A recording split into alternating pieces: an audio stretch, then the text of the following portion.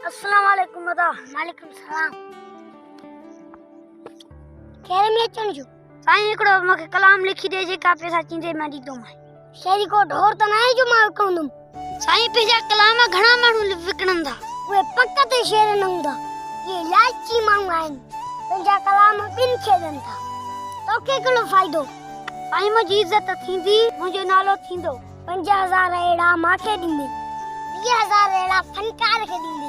शायरी त मुजी दी फायदो तोके कलो फायदो मिलदो साईं मके फायदो मिलदो माके समझा किए फायदो मिलदी ए मुजा मानू कलाम बोईदा मानू मके इज्जत दींदा माते सोनी छोकरी मरदियो मुजो पूरी सिंध में नालो हुंदो तो खान जो कोई पूछे वजन बाहर छाए पोशा चवनी साईं जो कल केर पूछे तो अगर के पूछो त सिखी वरदा से मशहूर त छऊ मुजी गाल बुध पिटाई गोट शायरी कीवी चल साईं भी कीवी ना अजु कल या लूसी शेर वकणन था मां जमीर सौदो न कदम हे मुजा किताब भरे लाई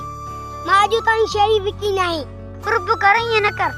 अन्या केतरो समझाए है वो घटिया शेरन जो कंबा आई दामाद नंजे घणा शेर पिया न उनन को वरदुम मां कसम खणी गाल कया तो